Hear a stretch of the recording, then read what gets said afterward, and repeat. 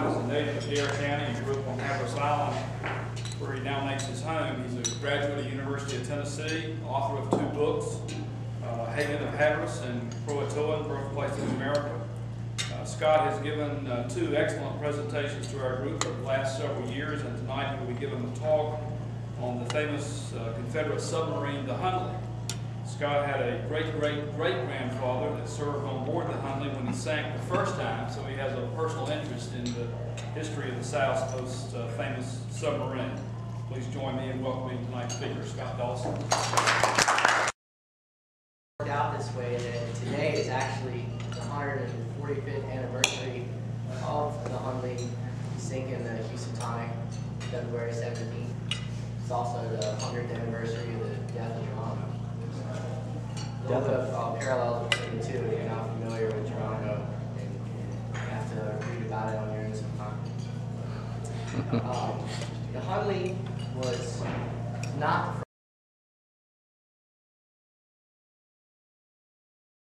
the first submarine. It wasn't the second submarine. The 2 submarines, it wasn't even the first Confederate submarine. They all had the same group of men.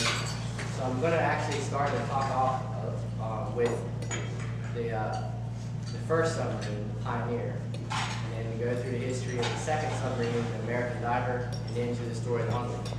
And the reason why is to understand the perseverance and the real courage and the whole story behind the Hunley, you have to understand the hardship that these men went through to get to that point.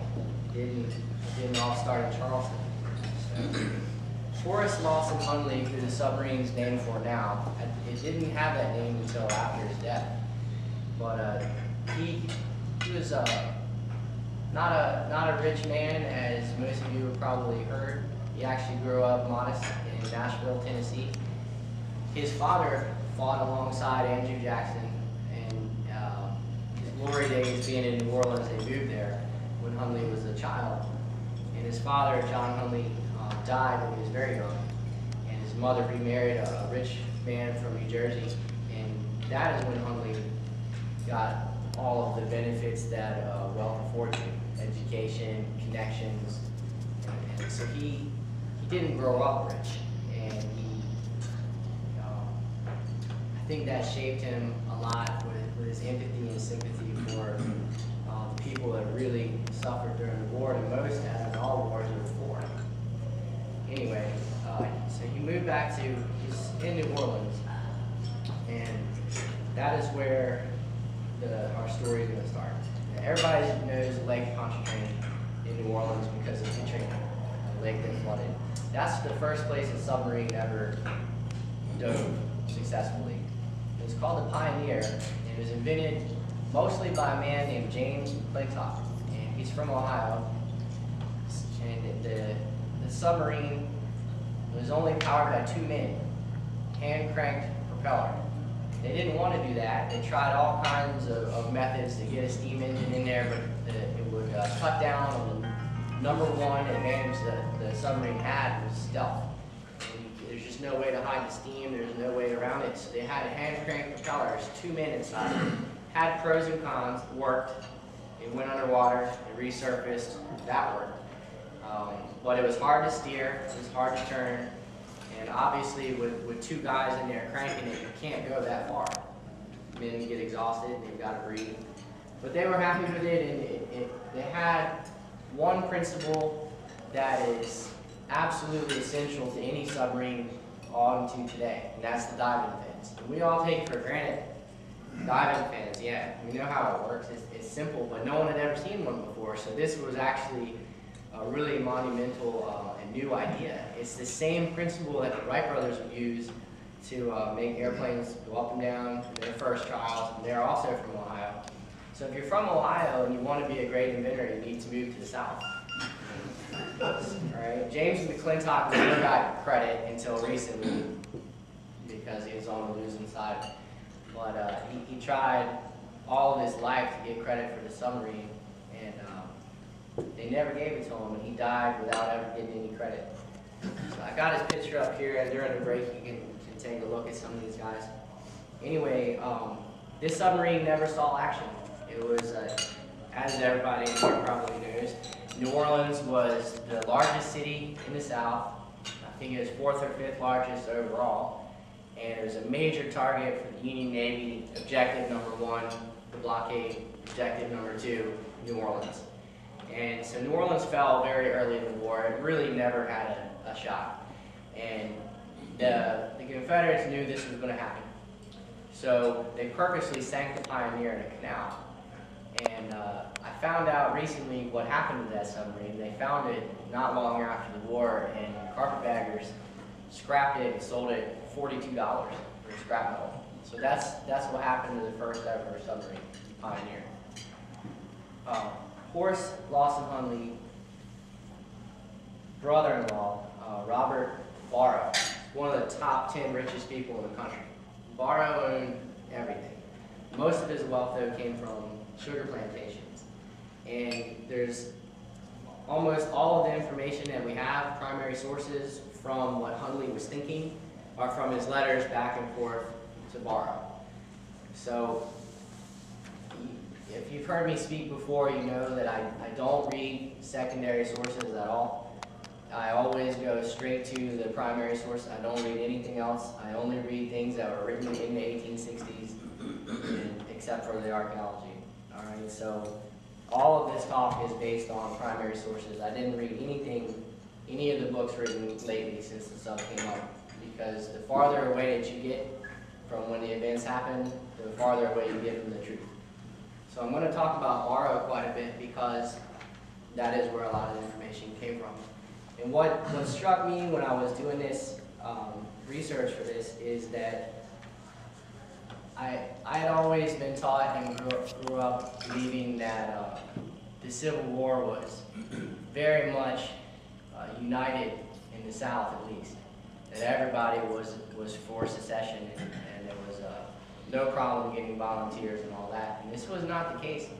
When South Carolina seceded in 1860 in December, and everybody knows they're the first ones to secede, and everybody knows the first shots of the war were at Fort Sumter in Charleston, which is where most of the story is going to take place. What I didn't know, and it might not be news to you, most of the people in the South were very, very divided on the issue of secession. And North Carolina tried 3 times to secede, and it was only on the 3rd time that they made it through. Dare County, which is Hyde County back then, 72% for staying in the Union. And the big issue for secession was not slavery, as we're all taught as little kids. It was actually over tariffs. There was no income tax, there was no sales tax, and 95% of the federal government's revenue was coming from tariffs. And everybody knows what a tariff is, a tax on imports and exports. Well, 80% of that 95% of the money was coming from the South. And when I'm talking about the South, I'm only talking about South Carolina and the Gulf states. That doesn't include North Carolina, Virginia, or Tennessee.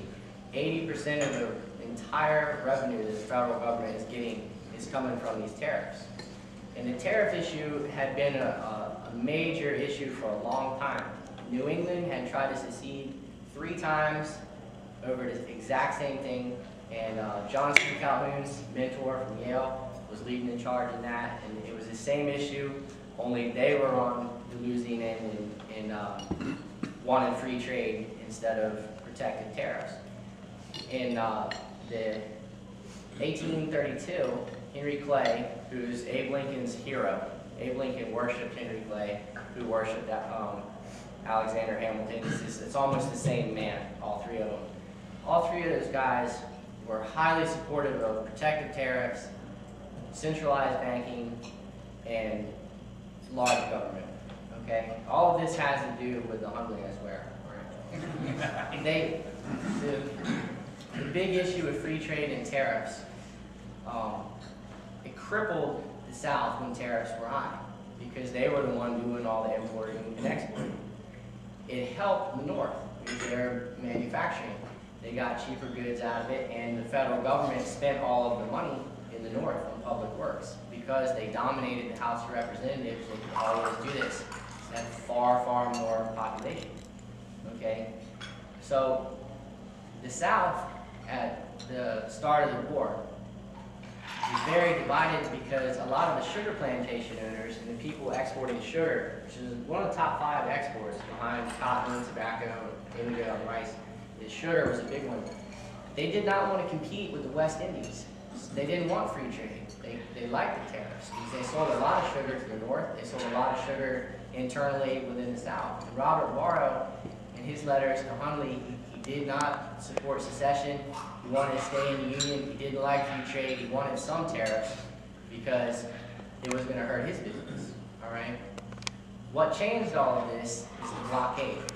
And the blockade is the motivation behind the innovation behind the Hunley.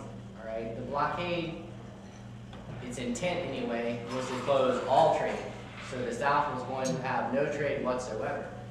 And they wanted to collect the tariffs. Lincoln basically said, we're going to collect that tariff money by force if we have to.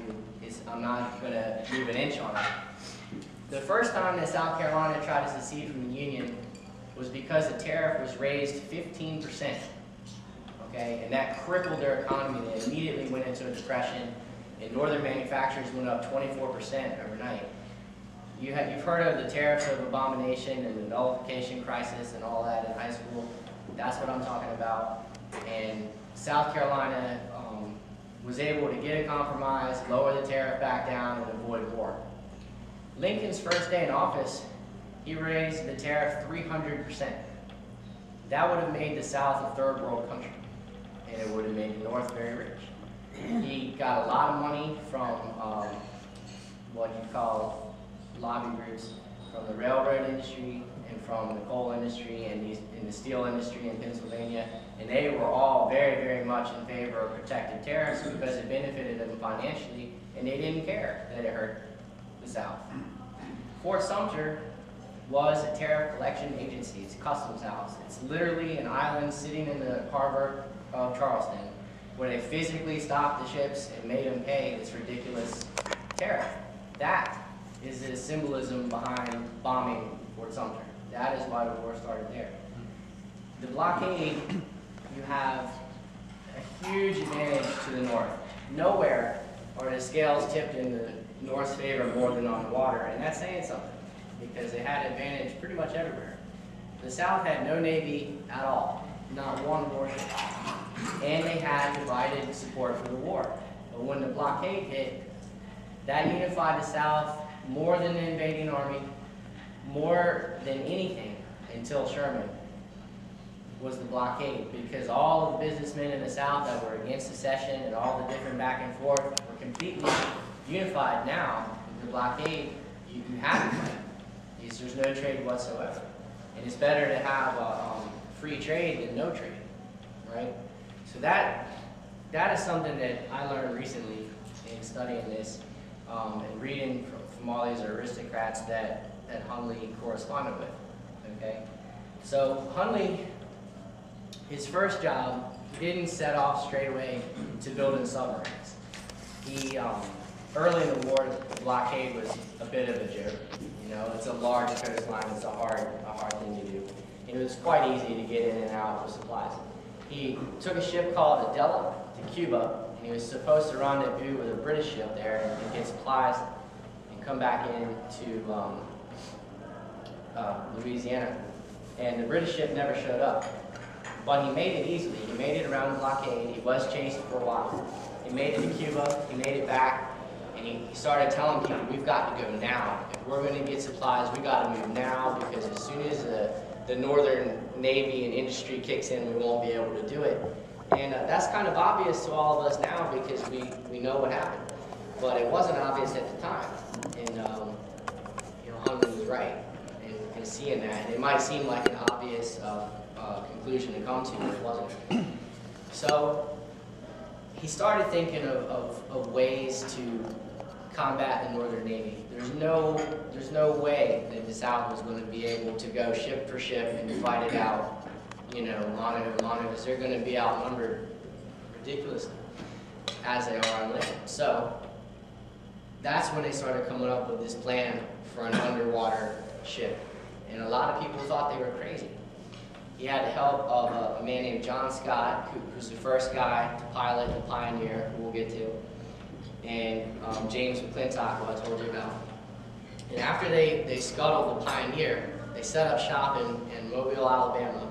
It's one of the safest harbors in the war. A lot of the aristocrats and really rich people in the South ended up going there because it was safe.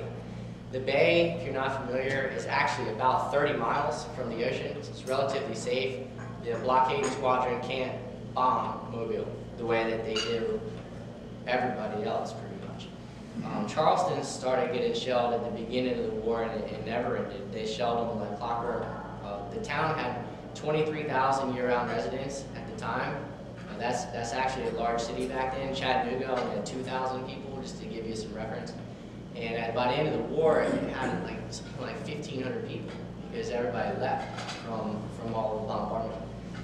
So they set up shop in Mobile at a machine shop called Parks and Lyons, Thomas Parks and Thomas Lyons. And these guys were making pressure gauges for steamships under a contract, a war contract for the Confederate government. Pretty boring work.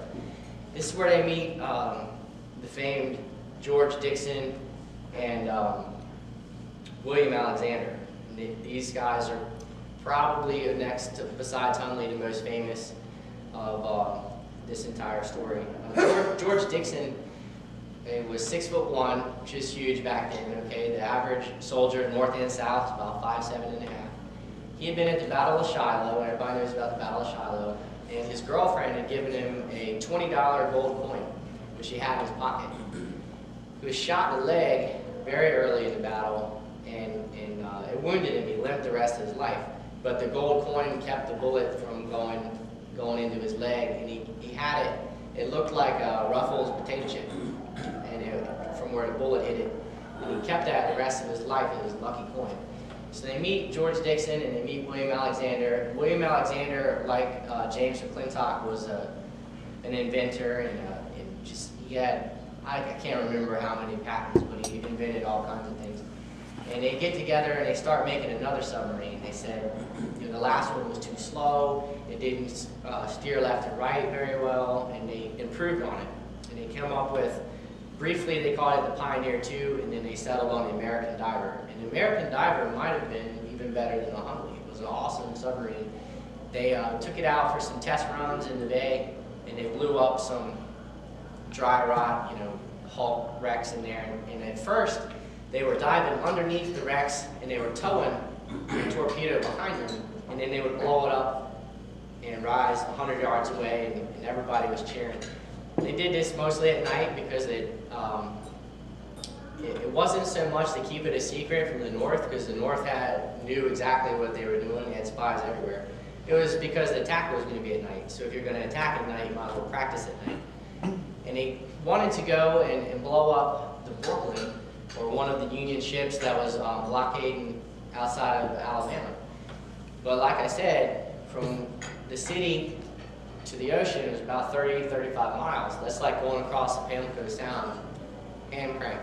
By the time they got there, they were so exhausted and the wind picked up, they actually had to cut the torpedo that they were dragging and took everything they had just to survive and get back. They didn't get anywhere near the Union ship. They didn't even get to the ocean. They made it about 3/4 of the way across the bay and had to give up. And they didn't have the weather forecasting that we do. So they came back and they said, all right, next time that the winds calm, we're going to go out, we're going to blow up a ship. And this time they decided to tow the American Diver to the ocean, then cut loose from where they're being towed and crank it from there, which would have been about 4 miles. They could easily do that. And they've been testing it, and this time it had 7 people cranking the propeller. And it was longer, and it was just better all around than the Pioneer. So they get out there, and no one was on the submarine when they were towing it. Why wouldn't? There's no point. And the thing sank. It's a debate, and it's a mystery as to why. And I'm not going to get into the different theories of it, but it sank. And it went down to the bottom, and luckily nobody was on it. So that's the first accidental sinking. No one died yet. So they start again, And at this point, they're running out of materials. They actually cut a boiler in half, and they built what's going to be the Hunley. They just called it the torpedo boat in the beginning. And it won't get the name Hunley until after, way later. But it's 40 feet long. It had a snorkel, I guess you would call it, air filtering system that worked about half the time. It was pretty ingenious for the time, considering what they had, and they built the Hunley. And the Hunley was about the same as an American diver as far as its ability to turn and tack, and they blew up some more wrecks, and General Beauregard heard about what was going on. And everybody knows who Beauregard is. General Beauregard said, we need that thing in Charleston. If anybody needs it, it's Charleston. Charleston's been getting shelled from day one. They need a morale boost, and also there was a reward if anyone was able to sink New Ironsides. You've probably heard of. It's one of the best northern ships in the whole war, or the Wabash. And the Wabash was participated in bombing Hatteras and Roanoke Island. So if you blew up either one of those ships, you got, I think it was $50,000 or $100,000. Whatever it was, I remember it equated to $1.6 million today to blow up either one of those ships. So that's another incentive to go to Charleston. All right, because these guys are all civilians, except Dixon. Yes, he fought in Shiloh, but because he was wounded, he was out of the war, and he's a civilian technically. And so they're out to make some money as well. So they take the submarine by rail to Charleston, and it was a secret. They tried to make everything as secret as possible, with a crowd of about 100 people waiting for them when they got there. And they had it covered in a canvas, and I read one source that said that was to keep rain out of it more than secrecy, and I have to disagree with that, being that it's designed to go in the water. But I thought I'd share that. So they get to Charleston, and William Ruffin is there, the man who fired the first shot of the war. Kind of crazy, had the white hair, and he was remarking about how ugly it looked, and it was a waste of time, and they should stick with the Davids. David is often confused for Hunley when people see pictures of it. A David is named for David and Goliath because it's this little tiny cigar-shaped boat. It didn't go underwater. It was an above-water device that was very effective. The Davids sank more Union ships during the war than the Confederates had, all right, which is only about 50. But there was an argument going back and forth of we're wasting time and energy on these submarines and these craziness. We should go with the Davids. The Davids are better. They've been effective. They've been sinking all these ships, and this thing hasn't done anything yet. But we'll give it a try. And Hunley, when he goes, he brings James McClintock with him, but he didn't take William Alexander, and he didn't take George Dixon. They were still contracted in Mobile. They were trying to get him to start making rapid-fire guns and other things. They're short-handed for men that could do that in the South, so they left him there to do that. The entire crew, Thomas Parks and the other guys that had been on both the American Diver and Hunley, was left in Mobile.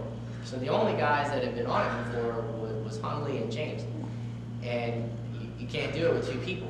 So they're trying to train a new crew to work this thing, and it's not easy. It's completely new. Obviously, no one had done it before. And Beauregard and a lot of the other higher-ups were getting very impatient. So they just said, forget it.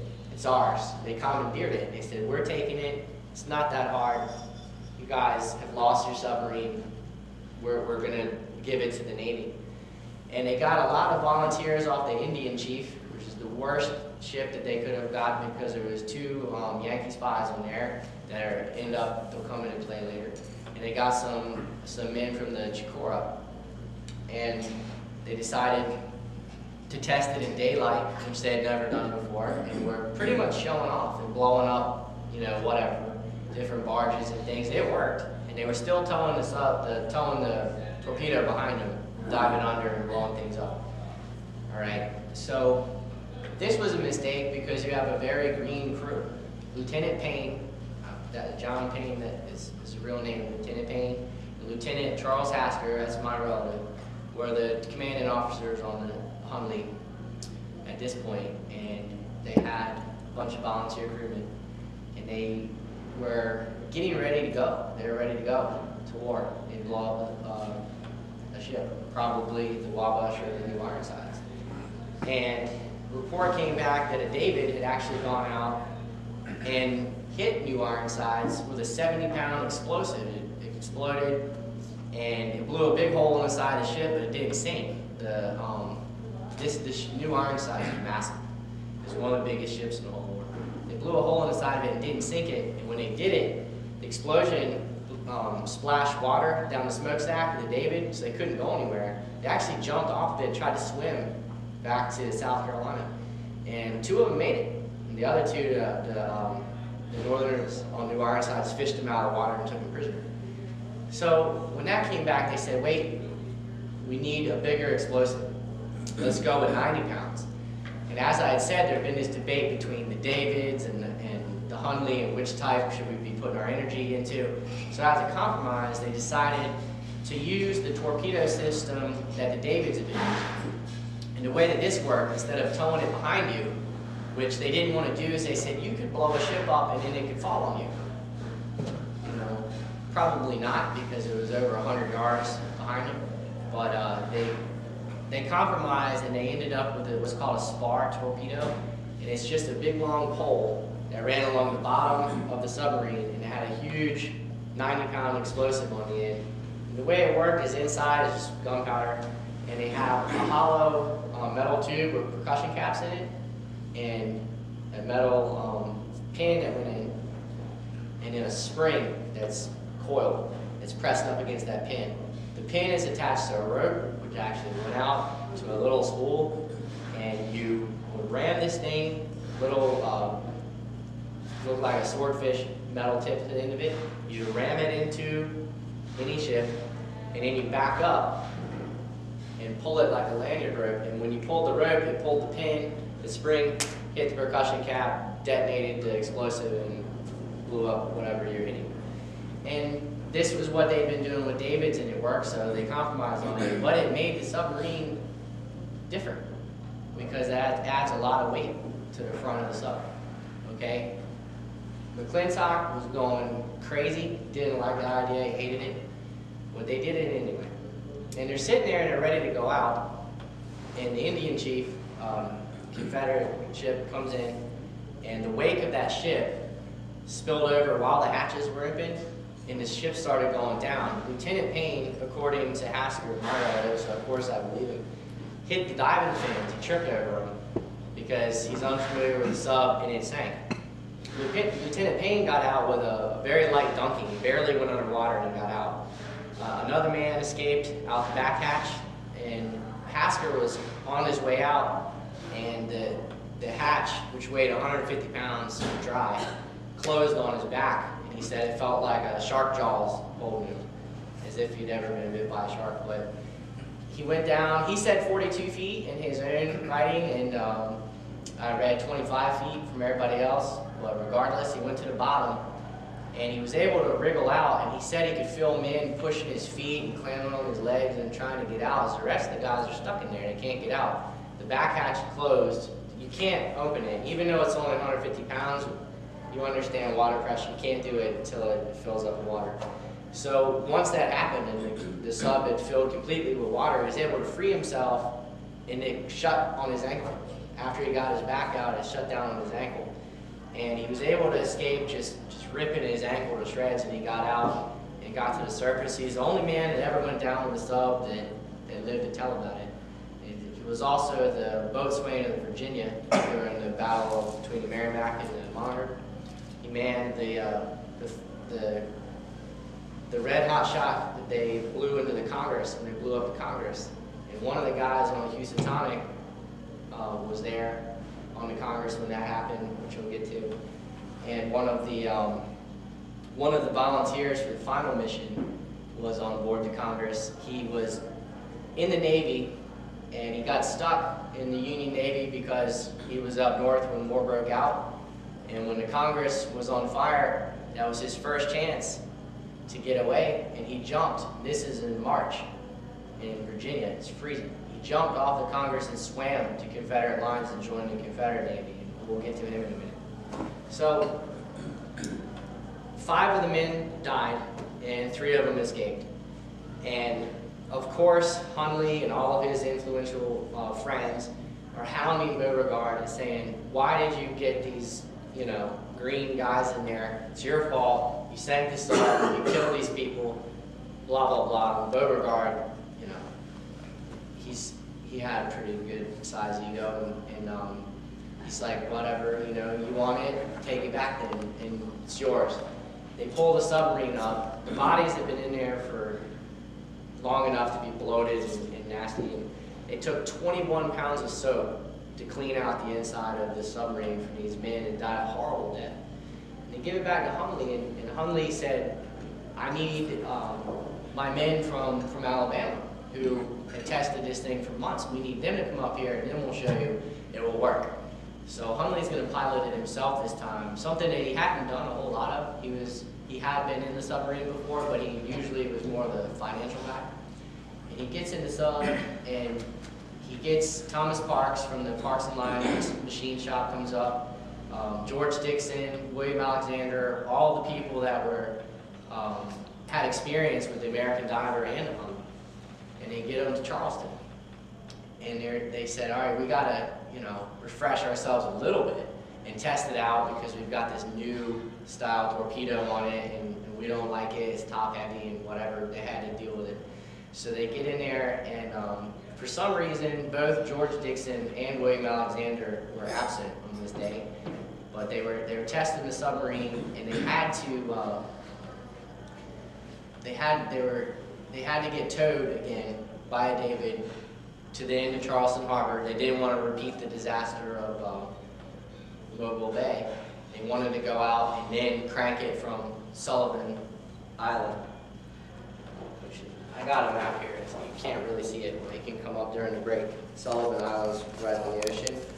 Here's Charleston. They're doing most of the testing here. The first time it sank was right off Fort Johnson.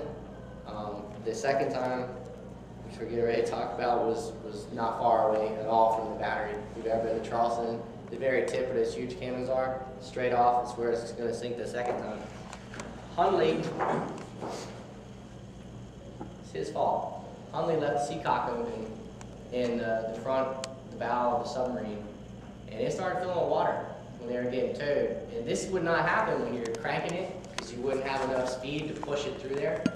But when it's being towed, there's enough pressure that it will go through that seacock. It's impossible to explain without drawing it. But it started filling with water, and it sank 45-degree angle, and the nose of it went into the mud of the harbor.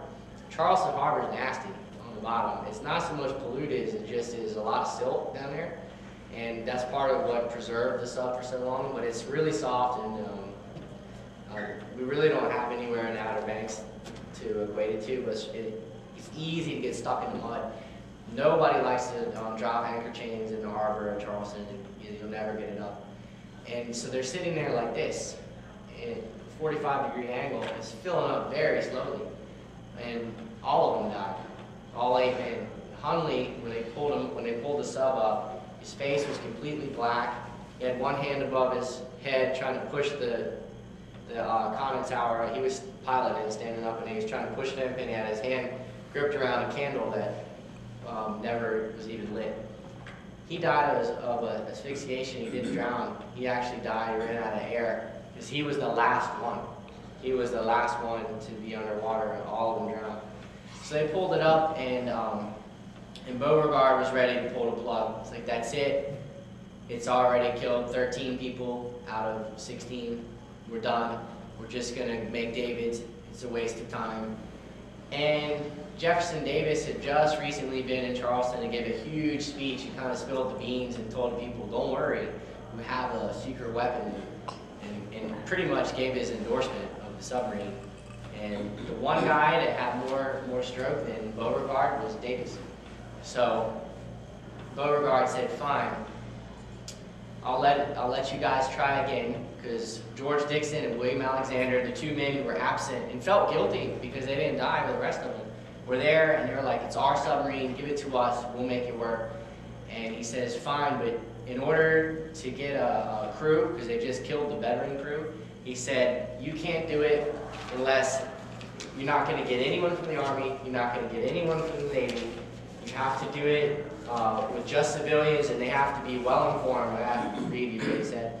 So you have to explain that the submarine has already killed 13 men out of 2 crews of 8 each. It was tough work. It might require 12 hours of hard labor at a time, several days a week. They could not be claustrophobic or out of shape. They couldn't have contact with their family, and they would probably face a real risk of death. And they had to turn down volunteers to get this, even though that they had everybody who was informed of that and had to sign on and know what they were going into. Charleston had been bombarded and basically pillaged for so long that people just wanted to strike back badly. And these are all civilians. They were able to get 6 civilians anyway, and had to turn a lot of guys down to get on Hunley for the 3rd time. All right, so Conrad Wise Chapman, he's a painter. That you ever seen the painting of the Hunley with the guy just kind of standing like this in front of it? That was the only first-hand painting. We had diagrams on the inside of the stuff, but there's the only picture of the submarine before they found it. And everybody, well, Yankees anyway, said no way. It wasn't that streamlined. There's absolutely no way they had that kind of ingenuity and made that out of a boiler. And of course, every detail of that painting turned out to be true. And until the 1990s, from the 1860s, it was absolutely dismissed as impossible that it looked like that. Just throw that in there. So they get this new crew, and they've got to train, and they got to pick a target. And George Dixon's piloting, the guy from Shiloh with the gold point. And Alexander is the, I guess, the engineer of the group. McClintock, James McClintock stayed out of it. He's still making rapid fire guns and other things in Alabama. And they start training this crew, and they needed to know how long could we sit on the bottom, because the nearest warship to where they were, the nearest warship worth sinking, because you don't want to sink a skiff. The nearest one of 200 feet or more was 4 miles out to sea, and they had to leave with the tide going out, and they had to come back with the tide coming in. If you've ever been surfing or paddling at all against the tide in a harbor that has a mouth like that, you can't do it against the tide. You can't do it, and they're already pulling all this iron. So they wanted to go out with the tide, sink a ship, and maybe sit on the bottom for a while, and then when the tide switched, come back. And the smart thing to do is not to wait until tide starts going out, but wait until there's only about 2 hours left, and then go out and then come back. Everybody understands, okay? So they said, well, let's put some candles in it, shut the hatches, leave it, in dry dock, and just see what happens with nobody in it. And the candles went out after about 32 minutes. So they said, okay, we've got probably a little bit more after 30 minutes. Let's go try it. They had a really calm day. They went out off Morris Island, which is right here. Right. There's Fort Sumter, right here. They sat on the bottom on a very calm day. It was about sunset. They went down, and sure enough, about 30 minutes into it, the candles went out. It's completely dark. And they made a pact, okay, when the first person says, up, we're going to go. And they just sat there for about another 30 minutes in the dark, and nobody would say it. Everybody at once seemed to go up, and they were like, all right, let's go, and they couldn't get up. William Alexander, thank God he was there, being the engineer, he took the cap off, and some seaweed was stuck in the filter. And from memory, he stuck his hand in there and took it apart. This is a hard thing to do ever. Even if you're just sitting there with all the tools in daylight, it would be hard to do. And he did it from memory, but it took him a long time. And he fixed the thing, got the seaweed out, and started pumping the ballast, and they came up. They've been down there for 2.5 hours past the camera going out. And the reason I'm bringing this up is not just because it's amazing, but it plays a major role into the mystery of the Hunley. They made a pact right then and there, and this is in the written record. They said, if we ever get stuck on the bottom like that again, pull the sea cock and drown. It was just, you die in 3 to 5 minutes if it's full of water, okay? If it's not, it takes forever. Sitting in there, breathing that air. It was awful. It hurts. It hurts your chest. It hurts your lungs. And they just said that's the most horrible death they could imagine. And if they ever got stuck on the bottom again, they're just going to pull the plug and die. Okay, so I'm bringing that up because